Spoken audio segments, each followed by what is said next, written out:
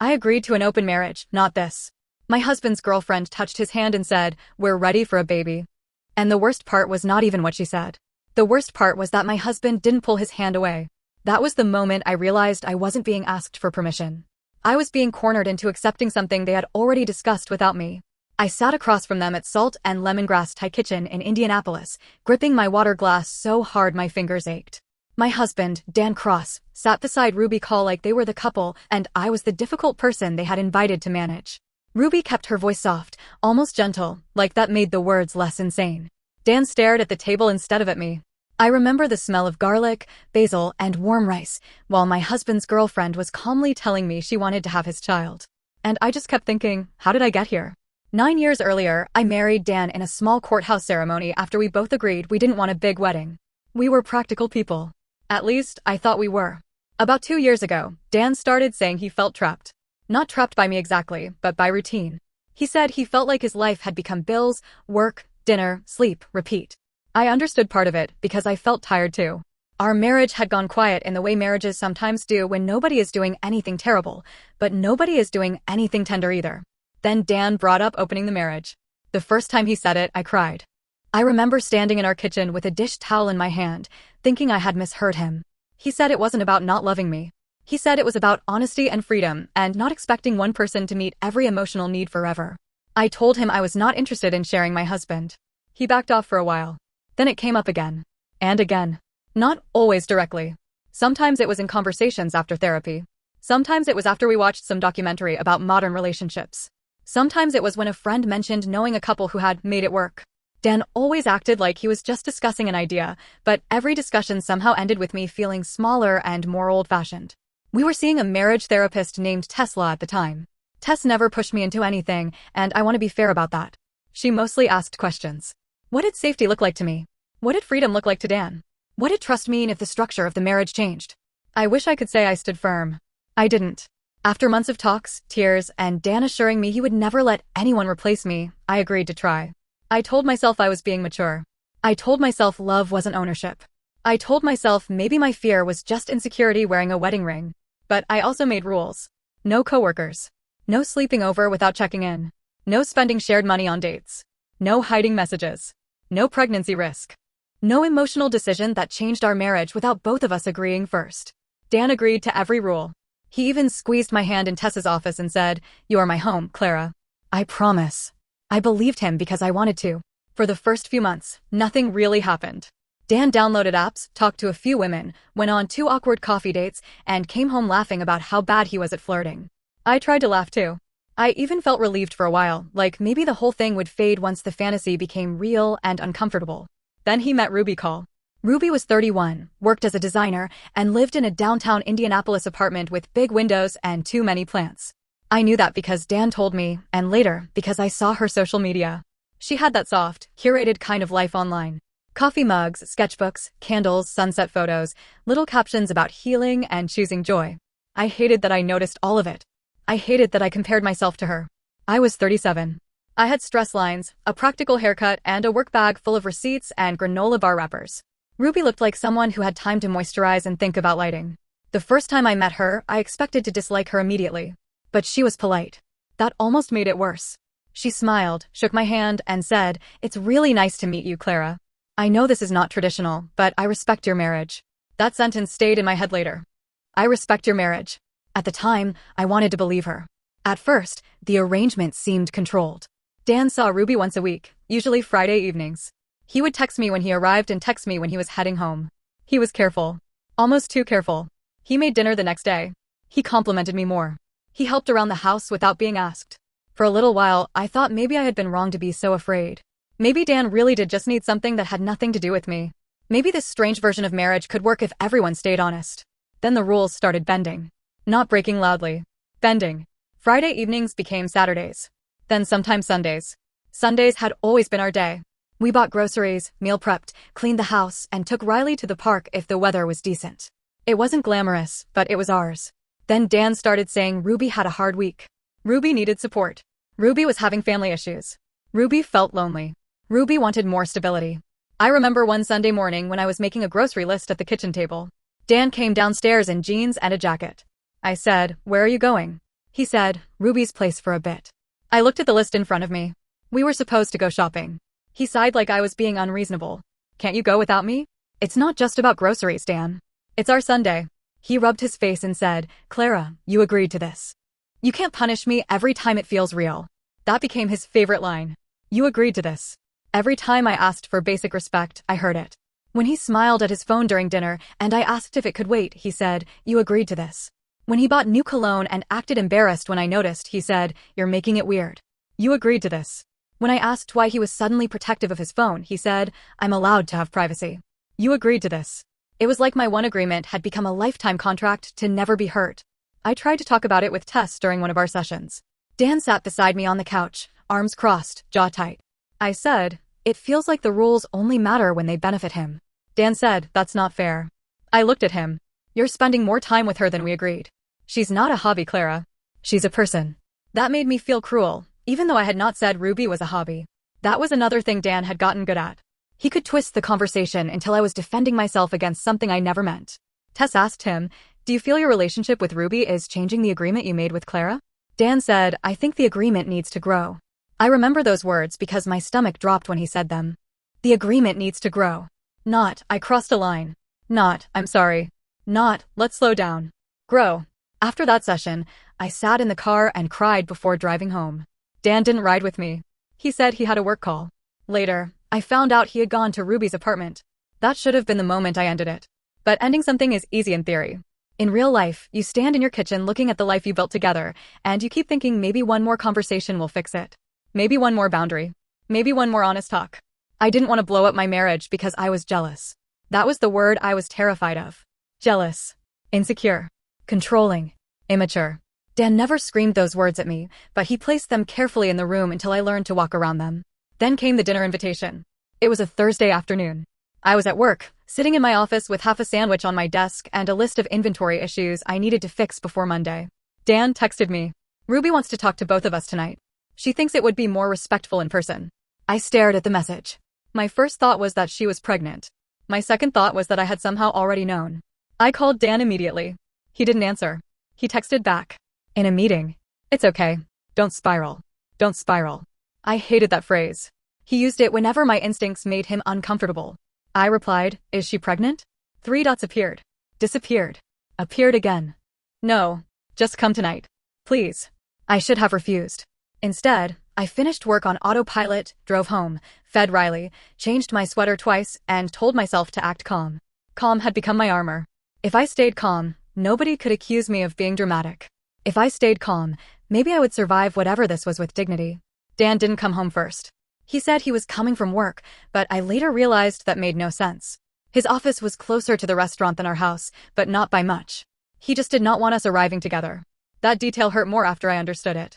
The restaurant was in a busy part of Indianapolis, tucked between a nail salon and a small bookstore. I sat in the parking lot for almost 10 minutes with rain tapping against the windshield. My phone buzzed once. We're inside. Take your time. I read it again and again until the word looked strange. When I finally walked inside, the warmth hit my face first. Then the smell of food. Then the sight of them.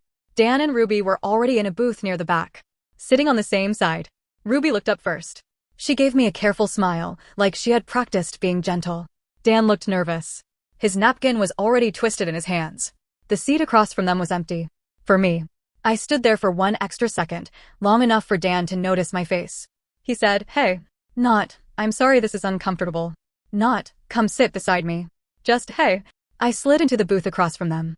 Ruby folded her hands on the table. Thank you for coming, she said. I looked at Dan. Can someone tell me what this is?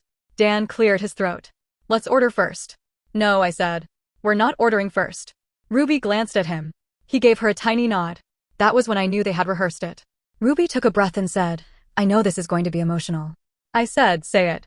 She looked me straight in the eyes. I want to have a baby. For a second, nobody moved. Then she added, with Dan. I waited for him to react. To look shocked. To correct her. To say this was not what he agreed to discuss. He didn't. He stared at the table. My whole body went cold. I said, absolutely not. Ruby's mouth tightened, but her voice stayed soft. I understand this is a lot. I laughed. It came out sharp and ugly. No, Ruby. A lot is asking to borrow someone's car. You just asked if my husband can get you pregnant over dinner. Dan whispered, Clara, please. I turned to him. Please what? Just listen. And that was when Ruby reached over and touched his hand. Not by accident. Not nervously. Deliberately. She said, we're ready for a baby. We. The same word from the text. The same word that had been sitting in my chest since the parking lot.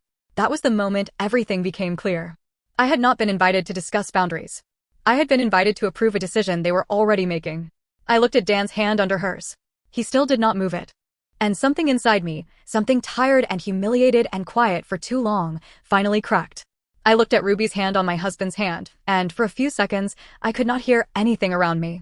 The restaurant was still moving. Forks against plates. Low conversations. A server asking someone if they wanted more water. But at our table, everything felt frozen except the slow, hot panic rising in my chest. Dan finally pulled his hand away, but it was too late. He didn't pull away because he disagreed with her. He pulled away because he saw my face. That difference mattered. I looked at him and said, how long? Ruby blinked. How long what? I ignored her. Dan. How long have you two been talking about this? He rubbed both hands over his face. Clara, it's not like that. It is exactly like that. Ruby sat straighter, like she had prepared herself to stay calm no matter how emotional I got. That irritated me more than if she had screamed. She had the look of someone who had practiced this in the mirror. She said, we didn't want to hide it from you. I looked at her. You already hid it from me. Dan said, it started as a conversation. I laughed again, but there was no humor in it. Everything starts as a conversation, Dan. Affairs start as conversations. Lies start as conversations. People leaving their wives start as conversations. His face changed when I said that. Ruby's voice dropped. Nobody is trying to replace you. I turned to her slowly. Then why are you using my husband to build a family? She swallowed. Dan said, that's not fair. I stared at him. Fair? He looked around the restaurant like I was embarrassing him. Can we lower our voices? That was when the anger finally beat the shock. I leaned forward and said, you brought me here so your girlfriend could ask to have your baby, and you are worried about volume? Ruby said, I'm not just his girlfriend. The table went quiet. Even Dan looked at her. I said, what does that mean? Ruby's face flushed, but she didn't take it back. She looked at Dan first, then at me. I mean, this relationship matters too. I nodded slowly, because something about hearing her say it out loud almost helped me. Not because it hurt less, but because the fog cleared. For months, I had been treated like I was unreasonable for noticing the obvious. Ruby was not a casual relationship anymore. She was not a Friday night arrangement. She was not some separate corner of Dan's life. She was sitting in front of me claiming space in my marriage. I asked him again. How long have you known she wanted a baby? Dan looked down. Ruby answered before he could. I told him a few months ago. A few months, I repeated. Dan said, it wasn't serious then. Ruby looked at him sharply. It was serious to me. I almost smiled, because for the first time that night, they were not perfectly aligned. There it was. A crack. I said, so which is it? Was it not serious, or were you two ready? Dan's jaw tightened. We were trying to figure out how to talk to you. I said, by making me sit across from both of you like a defendant? He flinched. Ruby folded her hands again. I understand you feel blindsided. No, I said. I was blindsided when he first brought up opening the marriage. This is different. This is you two planning a permanent decision behind my back. Dan said, no one planned anything permanent yet. I asked, have you had unprotected sex? Silence. It was not a long silence. Maybe 2 seconds. But it told me enough. I felt my throat close. Answer me, I said. Dan whispered once. Ruby said, it wasn't planned. I leaned back against the booth like she had slapped me. Our rules had been clear. No pregnancy risk. That was not a small boundary. It was the boundary I repeated more than any other because it was the one thing that would connect our lives forever. I could maybe survive jealousy. I could maybe survive discomfort. I could maybe survive sharing time. I could not survive a child being brought into our marriage through betrayal. Dan reached toward me. Clara, it happened one time. She missed a pill and we panicked. Nothing came from it. I pulled my hand into my lap. You knew this was my line. I know. No, you don't. Because if you knew, you wouldn't be sitting here asking me to move the line. Ruby's eyes filled with tears. I wish I could say I cared in that moment. I didn't. Her tears felt like another performance I was expected to respect. She said, I'm not trying to hurt you. I looked at her and said, then why does everything you want require hurting me? Her face changed. For 1 second, the soft act dropped. She looked offended. Maybe even angry. I'm allowed to want a family, she said. Yes, I said. With someone who is not married to me. Dan closed his eyes. Clara. I turned on him. Do not say my name like I'm being unreasonable. He said, I just think we should talk through it before making decisions out of fear. Fear. I repeated. You think my husband's girlfriend wanting his baby is just my fear? I think change is scary. That sentence did something to me. It was so calm, so therapist sounding, so empty. He had taken all the language from our sessions with Tess and used it to make betrayal sound evolved. I said, don't dress this up as growth. This is selfish. Ruby wiped her eyes. You agreed to an open marriage. There it was. The sentence I had heard so many times from Dan, now coming out of her mouth like she owned it too. I stared at her. I agreed to an open marriage with rules. You both broke them. She said, relationships evolve. I said, then evolve without me. Dan's head snapped up. What does that mean? It means I'm done. His face went pale. Done with what? This. The open marriage. Her. This conversation. All of it. Ruby looked at Dan like she expected him to defend her. And he did. He said, you can't just close the marriage because you're upset. I laughed so hard it almost sounded like crying. Watch me. He leaned closer. Clara, that's not fair. I looked at him for a long moment. This was the man who used to warm up my car when it snowed. The man who once drove 40 minutes back to a grocery store because I had left my wallet in the cart. The man who cried when Riley got sick and slept on the floor beside him. And now he was telling me it was unfair that I would not let his girlfriend have his baby. That was when I stopped arguing. I stood up. My chair scraped against the floor, loud enough that people turned around. Dan reached for my wrist, but I stepped back before he touched me. He said, please don't make a scene. I looked down at him. You made the scene. I just showed up for it. Ruby whispered, I'm sorry.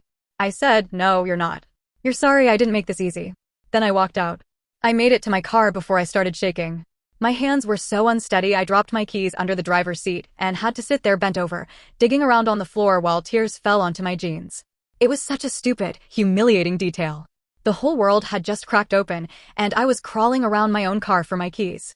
When I finally got home, Riley met me at the door with his tail wagging like nothing had changed.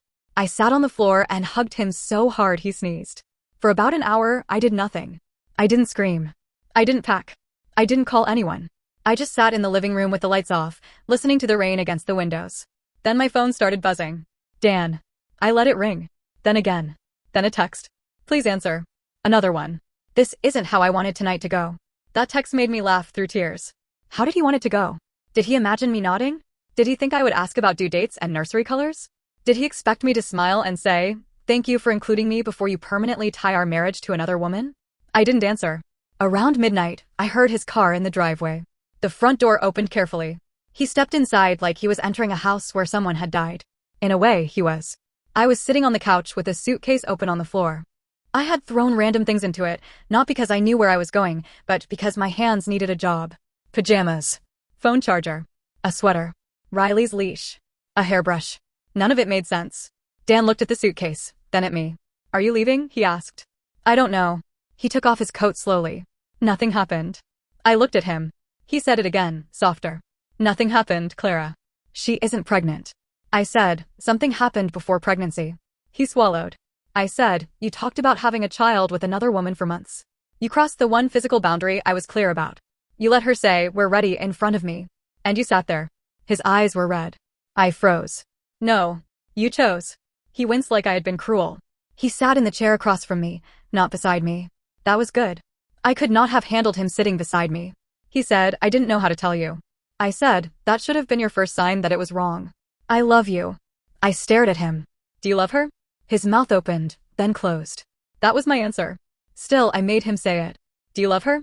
He looked at the floor and started crying. Not loud crying. Not dramatic.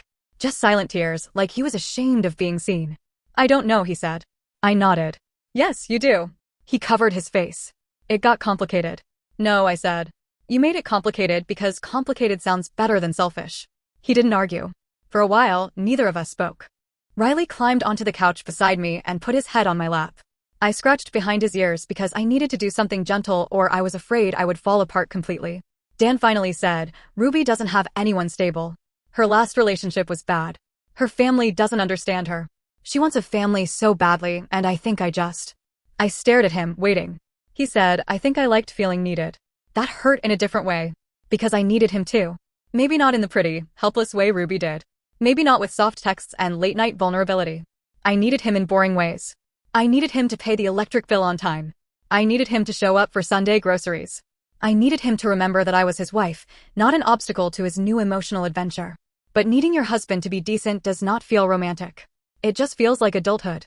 I said, so she made you feel like a hero, and I made you feel married. He looked up at me. I knew I had hit the truth. He said, that's not fair. I smiled sadly. You keep saying that. He asked if we could sleep and talk in the morning. I told him he could sleep in the guest room. He looked wounded again, but he went.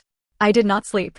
I sat at the kitchen table until sunrise with my laptop open, going through our accounts. At first, I wasn't looking for anything specific. I just wanted proof that reality was still real. Numbers, dates, transactions. Things that didn't change depending on Dan's feelings. Then I started seeing charges. A restaurant downtown I had never been to. A boutique near Ruby's apartment. A hotel charge from a Saturday Dan told me he had stayed late helping a client. Another hotel charge 3 weeks later. Parking garage fees near her building. A jewelry purchase that made my stomach twist. None of it was huge enough to destroy us financially, but that almost made it worse. He had not emptied our savings. He had not committed some obvious disaster. He had just quietly used our shared life to fund his other one. Little betrayals. $36 here. $82 there. A necklace. Dinner. A room. Parking. Drinks. Our money. The rule had been clear. No shared money spent on outside relationships. If he wanted to date, he used his separate account.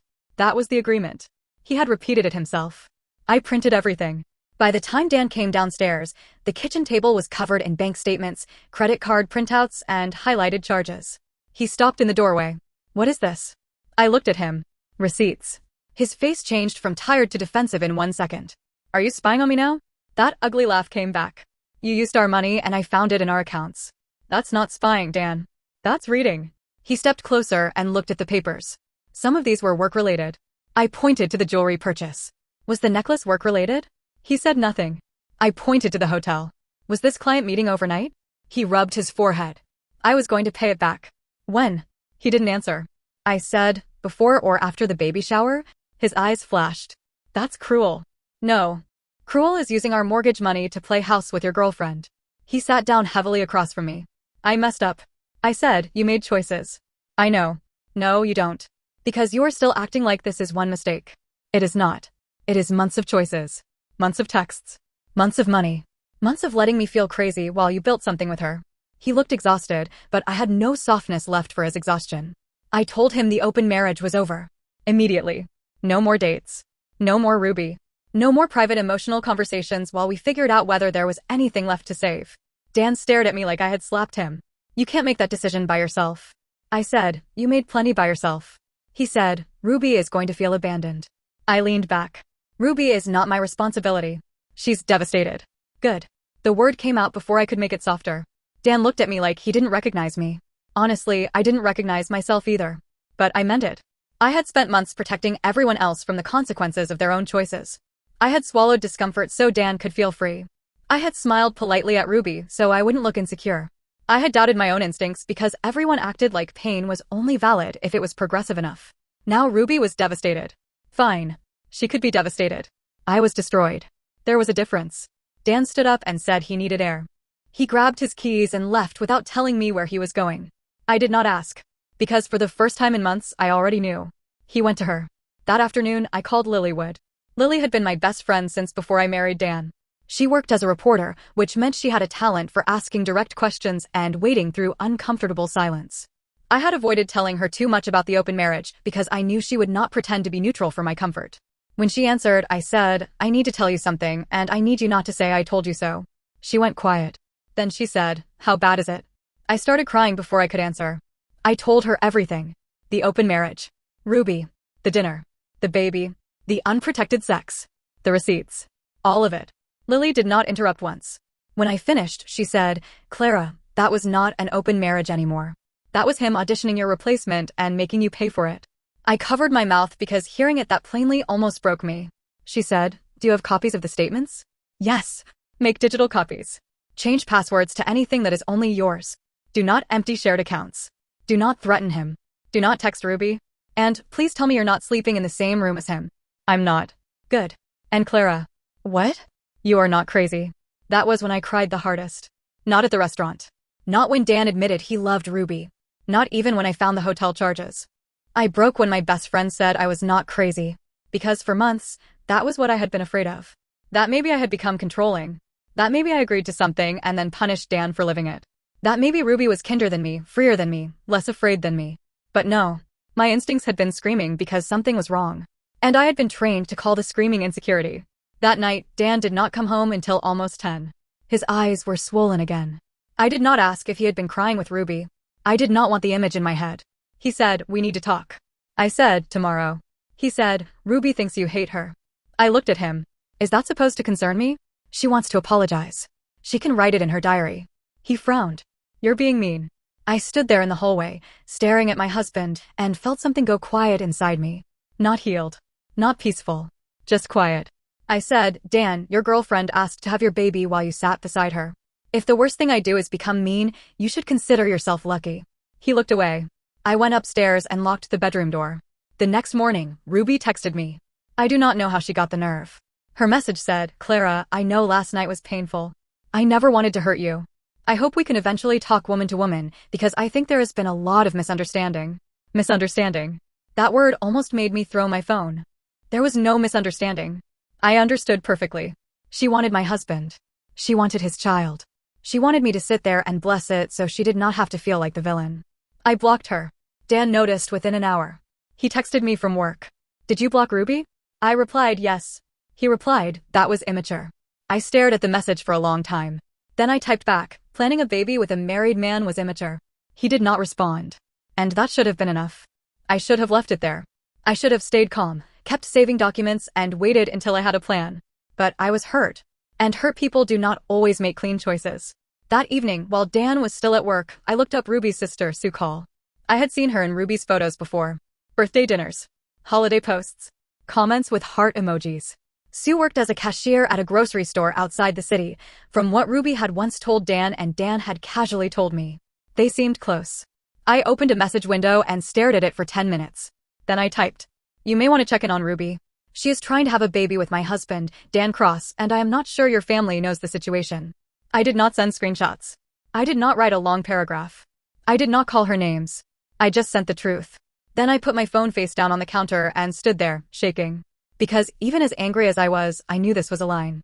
Not the same line they crossed. Not even close. But still a line. And once I sent that message, the private little world Dan and Ruby had built started cracking open. Sue Call did not answer right away. For almost an hour, nothing happened. I started convincing myself maybe the message had gone to a request folder. Maybe she would never see it. Maybe I had done something ugly for no reason and now I would just sit with the shame of it. Then my phone buzzed. Who is this? I stared at the screen, heart pounding. I typed back, Clara Cross. Dan's wife. 3 dots appeared. Disappeared. Appeared again. Then Sue replied, wife? Just that one word. Wife. That was when I understood Ruby had not told her family the truth. Or at least, not the full truth. Maybe Ruby had told them Dan was separated. Maybe she had said his marriage was basically over. Maybe she had painted me as some cold, controlling woman who refused to let him go. I didn't know. But Sue's reaction told me enough. I typed yes. We are still married. We live together. We were in therapy. The open marriage had rules. One of those rules was no pregnancy risk. Ruby and Dan sat me down last night and told me they wanted to have a baby. I waited. Then Sue replied, are you serious? I wrote, unfortunately, yes. She asked if Ruby was pregnant. I said, not that I know of. Then I put my phone down because my hands were shaking too badly to keep holding it. A few minutes later, Dan called me. I almost didn't answer, but some bitter part of me wanted to hear how fast the consequences had reached him. When I picked up, he didn't even say hello. What did you do? I looked around my kitchen. The bank statements were still on the table. Riley was lying near the back door. The dishwasher was humming softly like our house was still normal. I said, I told the truth. You messaged her sister? Yes. He swore under his breath. Clara, why would you do that? Because apparently her family didn't know she was trying to have a baby with a married man. He said, that was not your place. I laughed, but it came out tired this time. My husband planning a baby with her was not her place either, but here we are. He lowered his voice. Ruby is sobbing. Her sister called her parents. Her mom is furious. This is humiliating for her. I looked at the wall above the kitchen sink, at the little framed print Dan bought me 5 years ago because I said the house needed something warm. It said, home is where love grows. I used to think it was sweet. Now it looked like a joke. I said, good. He went silent. Then he said, you are being cruel. No, Dan. I am being finished. You exposed something private. You made my marriage public the second you invited another woman into it and let her plan a child with you. That's not fair. There it was again. I closed my eyes. Dan, stop saying fair to me. You do not get to talk about fair after months of lying, hiding, spending our money, and making me question my own sanity. His voice cracked. I didn't want this to happen. You mean you didn't want consequences? He did not answer. After we hung up, I sat on the kitchen floor with my back against the cabinets and cried so hard my chest hurt. It was not clean crying. It was ugly, exhausted crying. The kind where you can't breathe right and your whole body feels embarrassed by the sound. Riley came over and put his head in my lap. I held his face and whispered, "At least you're still normal." But nothing was normal. By that evening, Ruby had unblocked herself from every corner of my life. She emailed me after realizing I blocked her number. The subject line said, "Please read." I should not have opened it. But I did. She wrote that she was sorry I was hurt. Not sorry for what she did. Sorry I was hurt. She said she and Dan had developed a real bond and that she believed love did not have to follow old rules. She said she never wanted to replace me, but she felt I had treated her like a threat instead of a human being. Then she wrote, "I hope someday you understand that I was trying to include you." Include me? I stared at that sentence until my vision blurred. She thought inviting me to approve her having my husband's baby was inclusion.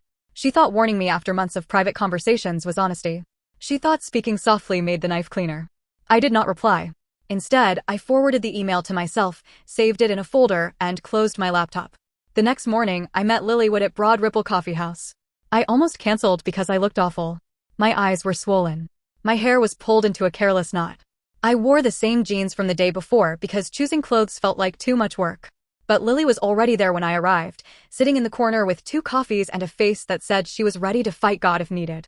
She stood up and hugged me before I even sat down. That was the first time in days I felt like a person instead of a problem. We sat there for 2 hours. I told her about Sue, the email, Dan's call, the way he kept defending Ruby's humiliation like mine did not exist. Lily listened, then said, "You need a plan. Not a revenge spiral. A plan." I nodded because I knew she was right. I had already sent the message to Sue. That was enough mess. From here, I needed to be careful. Lily helped me make a list. Separate my personal passwords. Save copies of bank statements. Photograph expensive shared property. Check whose name was on utilities. Do not empty accounts. Do not threaten. Do not post online. Do not argue through text. Keep everything boring and documented. Boring and documented became my new religion. That afternoon, I called Val Cash. Val used to work with me years earlier and was now a treasurer for a nonprofit. She was not a lawyer, and I want to be clear about that. She did not give me legal advice. But she was good with records, budgets, and spotting what did not belong. When I asked if she could help me organize financial documents, she didn't pry. She just said, "Bring everything you have." So I did. I met her in her small downtown office after work. It smelled like printer paper and coffee. I spread out the bank statements, credit card charges, and my notes. Val put on reading glasses, picked up a pen, and started sorting everything by date. She was calm in a way I desperately needed. "This is shared account spending," she said, tapping one stack. "Yes. And this is spending near Ruby's apartment?" "Yes. And this hotel charge was during a time he told you he was working?" "Yes." Val made a face, not dramatic, just tired. I hate men sometimes. I almost laughed. For the first time in days, I felt a tiny bit of air enter my lungs.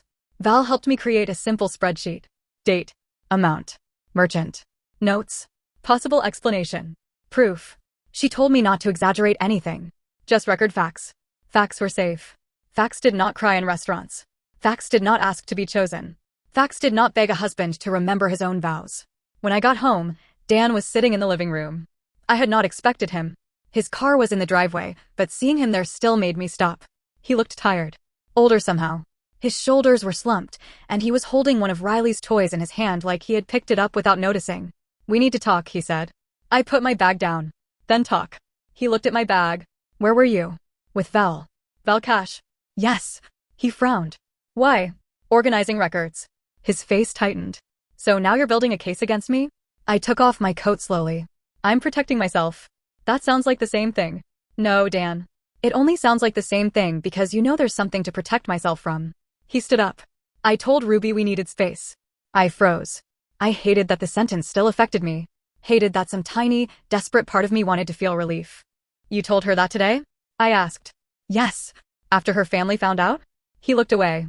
There it was. Not because he chose me. Because consequences finally reached her life. I said, "That is not the same as choosing our marriage." He said, "I'm trying." "You're reacting." He rubbed his forehead. "What do you want from me?" I stared at him. That question would have broken me once.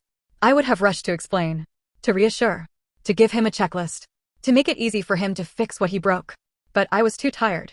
I wanted you not to plan a baby with another woman, I said. We're past that now. He looked like I had punched him. I didn't plan it like that. Ruby said, we're ready. Those were her words. Not, I'm thinking about it. Not, I have feelings. She said, we're ready. So either she lied to my face or you did. He had no answer. I went upstairs and slept in the bedroom with the door locked again. The next few days were quiet in the worst way. Dan moved around the house like a guest. He made coffee and asked if I wanted some. I said no. He fed Riley without being asked. He took out the trash. He washed dishes. He suddenly remembered every small thing he had forgotten for months. That almost made me angrier. Because it proved he knew how. He knew how to be present. He knew how to be useful. He knew how to notice what needed doing. He just only started doing it when he was afraid of losing access to the life I had been maintaining while he chased another one. On Saturday, he asked if we could have one real conversation. I agreed because I needed answers, not because I expected comfort. We sat at the kitchen table. The same table where I had printed the receipts. The same table where we used to eat takeout from paper containers and talk about nothing. Dan looked at his hands. I ended it with Ruby, he said. I did not react. He looked up, searching my face. I did. Okay, that's all you're going to say? What do you want me to say? I don't know. I thought maybe it would matter. It matters, I said. But not the way you want it to. He swallowed. I asked, did you end it because you realized it was wrong, or because her family got involved and it stopped feeling romantic? His eyes filled with tears. I hated that I still recognized his pain. I hated that part of me still wanted to comfort him. He said, I think I lost myself. I nodded slowly. No. You found a version of yourself that liked being wanted more than being loyal. He flinched. Maybe that was cruel.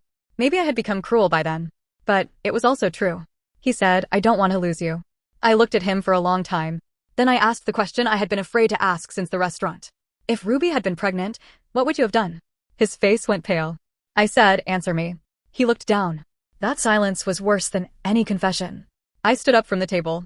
He said, Clara. I said, no. I have my answer. He followed me into the hallway. I would have done the right thing. For who? He stopped. Exactly. The right thing for Ruby? For a baby? For himself? For me? There was no answer that did not destroy someone. And he had been willing to gamble all of our lives on that. That afternoon, I called an actual divorce attorney. Not Val. Not a friend. A real attorney. I booked a consultation for Monday morning. I did not tell Dan until after I went. The attorney's office was downtown, in a plain building with elevators that smelled faintly like carpet cleaner. I wore black pants, a gray sweater, and shoes that rubbed the back of my heel. I remember that stupid pain because it gave me something physical to focus on while a stranger explained what separating a life looks like on paper. Assets, debts, equity, retirement accounts, documentation, temporary agreements. Marriage becomes strangely cold when translated into forms. But cold helped. The attorney did not gasp when I told her what happened. She did not call Dan names. She did not tell me what to do emotionally. She just asked practical questions and wrote things down. When I left, I sat in my car and cried again, but it was different this time. Not the panicked crying from the restaurant. This was grief. Because I had gone there hoping some part of me would still feel unsure. Instead, I felt sad and steady. That evening, I told Dan I had met with an attorney. He stared at me from across the living room. You filed. Not yet. His shoulders dropped with relief. I hated that too. I said, don't look relieved. I'm not saying I won't. He sat down slowly. What do you want? I want you to move out for now. He looked stunned. This is my house too. I know. I'm not saying legally forever. I'm saying I need space and you have somewhere to go. I don't. I looked at him. He looked away. I said, you have Ruby. He whispered, I told you, it's over. Then get a short-term rental. Stay with a friend. Stay in a hotel you pay for with your own money this time. I don't care. I cannot heal while you are walking around this house like a sad ghost waiting for me to forgive you. He cried then. I didn't. That surprised me. Maybe I was out of tears. Maybe something in me had already left before his body did. He moved into a furnished apartment near downtown Indianapolis 2 days later. He took clothes, his laptop, some work files, and a framed photo of Riley from the hallway. He asked if he could still see the dog. I said, not right now. He nodded like he deserved that. The first night alone in the house was strange. I expected to feel free. I didn't. I felt hollow. The house made too many sounds. The refrigerator clicked. The pipes shifted. Riley kept walking to the guest room door, sniffing, then looking at me like I had hidden Dan somewhere. I sat on the couch with a blanket around my shoulders and watched nothing on TV for 3 hours. At around 10, Lily texted me. How are you? I wrote back, I don't know. She replied, that's okay. Just don't invite chaos back, because quiet feels weird. I read that message 3 times. Because quiet did feel weird. For months, my life had been noise. Notifications. Explanations. Therapy language. Ruby's presence hovering over weekends. Dan's defensiveness. My own brain arguing with itself. Now there was only quiet. And in that quiet, I started remembering myself. I remembered that before all of this, I liked Sunday mornings. I liked making coffee before Dan woke up. I liked taking Riley for long walks without checking the time. I liked not wondering if my husband's phone lighting up meant my stomach was about to drop. The next Sunday, I took Riley to the park by myself. It was cold, but clear. The kind of bright winter morning that makes everything look sharper. Riley ran ahead, then turned back to make sure I was following. I stood there with his leash in my hand and realized I had not felt watched in days. Not judged. Not measured against Ruby. Not silently accused of being controlling because I wanted my husband to come home. Just alone. Alone hurt. But alone did not lie to me. A week after Dan moved out, Sue messaged me again. She said, I'm sorry. I didn't know he was still living with you. Ruby told us you were basically separated and that you didn't care what they did. I stared at that for a long time. Then I replied, thank you for telling me. Sue wrote, my parents are upset with her. I don't know what happens now, but I thought you should know she lied to us too. I did not feel victory exactly. I thought I would. I thought knowing Ruby had been exposed would feel like revenge, like justice, like some big dramatic balancing of the universe. It didn't. It felt sad. Because there were no winners.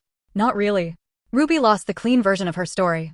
Dan lost the fantasy where he could be everyone's good man. I lost the marriage I thought I had. But there was a small, calm part of me that felt relief. I had not imagined it. I had not exaggerated. They had built their version of events around making me look like the obstacle, and the truth had finally interrupted them. Dan called me that night. I let it go to voicemail. He left a message. His voice was quiet. Clara, I know you don't want to talk. I just wanted to say I'm sorry. Not because Ruby's family found out. Not because you saw the receipts. I'm sorry because I made you feel like your pain was a problem to manage instead of a warning I should have listened to. I don't know if that matters now. I just wanted to say it. I listened to it twice. Then I saved it. I did not call back. A month has passed now. I still have not filed, but the paperwork is ready. That is the truth. Maybe some people will think that makes me weak. Maybe they will say I should have filed the morning after the restaurant. Maybe they are right. But 9 years is not a light switch. You do not stop loving someone just because they humiliate you. You do not stop remembering the good years just because the bad ending is loud. You can hate what someone did and still miss who they were before they did it. I miss the old Dan. Or maybe I miss who I thought he was. Those are not the same thing, and I am still learning the difference. Dan has asked for marriage counseling again. I told him I would consider one session, not to repair things, but to close them with honesty. I do not know if I will go. Tesla's office already holds too many memories of me trying to make myself smaller so the marriage could stretch around his wants. Ruby has not contacted me again. Sue told me Ruby moved in with a friend for a while and took a break from social media. I do not check. I refuse to keep turning her into a ghost in my own house. As for the money, Dan paid back every shared charge I documented. The hotel rooms. The dinners. The necklace. The parking. He transferred the money into our joint account with a note that said, "You are right." I looked at that note for a long time. It did not fix anything. But it mattered that he finally stopped arguing with facts. I used part of that money to change the locks. Before anyone says that was dramatic, Dan agreed to it in writing while we figure out separation terms. He still owns part of the house legally, and I am not pretending otherwise. But I needed one place where my nervous system could stop waiting for his key in the door. The first night after the locks were changed, I slept for 6 straight hours. That felt like a miracle. I have started doing small things that sound boring but feel like getting pieces of myself back. I moved the kitchen table away from the window because Dan always liked it there and I never did. I bought new sheets. I took down the framed print that said, "Home is where love grows," and put it in the closet. Maybe someday I will throw it away. For now, hiding it is enough. I still cry at strange times. I cried when I found one of Dan's old hoodies behind the laundry basket. I cried when Riley barked at a car that sounded like his. I cried in the cereal aisle because I reached for the brand Dan liked before remembering he was not there. But I do not cry every day anymore. That feels like progress. The biggest change is that I no longer argue with myself about whether I was allowed to be hurt. I was. I agreed to an open marriage under clear rules. I did not agree to be lied to. I did not agree to shared money being spent on another woman. I did not agree to pregnancy risks. I did not agree to sit across from my husband and his girlfriend while they presented a baby like a business proposal. I did not agree to become the villain just because I refused to bless my own replacement. Maybe messaging Sue was messy. It was. I know that. I could have handled that part better. I could have stayed perfectly silent, perfectly dignified, perfectly above it all. But I am tired of women being expected to bleed politely so nobody else feels embarrassed by the knife. Ruby's family deserved to know what she was actually involved in before she brought a child into it. Dan deserved to feel the weight of a truth he kept trying to rename. And I deserved, for once, not to be the only person carrying the shame. I am not claiming I handled everything beautifully. I did not. But I survived the restaurant. I survived the receipts. I survived the voicemail. I survived the first quiet night in the house. I survived seeing the man I loved become someone who could ask me to be reasonable while another woman planned his baby. And now I am sitting in my living room with Riley asleep at my feet, divorce paperwork in a folder on the coffee table, and the first calm breath I have taken in months. I do not know exactly what comes next. Maybe I file next week. Maybe I go to one final counseling session and then file after that. Maybe Dan spends the rest of his life regretting one dinner. Maybe Ruby tells herself I ruined her happiness. Maybe people will say I should have left earlier. Maybe they will say I should have been kinder. But I keep going back to that booth. Dan and Ruby on one side. Me on the other. The empty space beside me saying everything I did not want to admit. They had already chosen their side before I arrived. All I did was finally choose mine. So tell me honestly, was I wrong for exposing my husband's girlfriend to her family and preparing for divorce? Or did they lose the right to privacy the moment they tried to turn my marriage into their family plan?